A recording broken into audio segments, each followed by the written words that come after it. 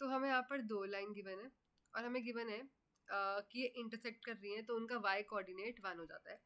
तो हमें कोऑर्डिनेट निकालना है इनका पॉइंट ऑफ इंटरसेक्शन की, और हमें वेक्टर इक्वेशन निकालनी है एक लाइन की जो परपेंडिकुलर है इन दोनों लाइन से और इनके इंटरसेक्शन पॉइंट से पास कर रही है।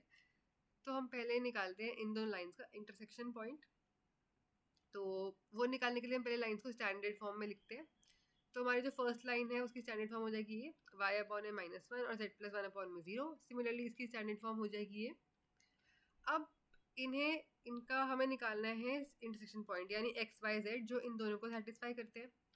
तो देखते हैं ऐसे। तो इस लाइन को हम किसी p से इक्वेट कर देते हैं।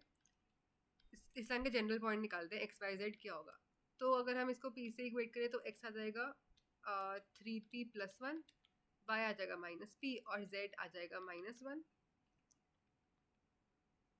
सिमिलरली सेकेंड लाइन का भी जनरल पॉइंट निकालते हैं। इसको हम किसी q से इक्वेट करते हैं लेट्स से।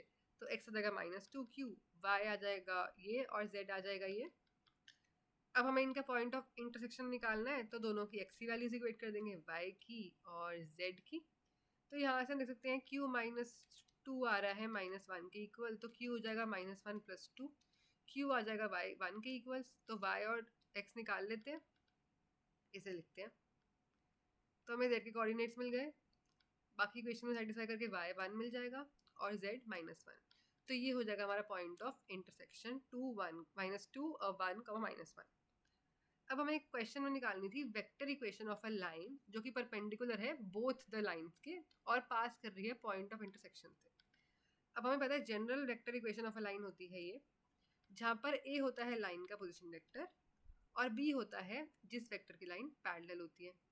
तो ये लाइन पास कर रही है पॉइंट ऑफ इंटरसेक्शन तो दोनों लाइंस के, तो ये तो हमने भी निकाला है ये। तो इस लाइन का पोजीशन वेक्टर हो जाएगा -2i cap +1j cap -k cap.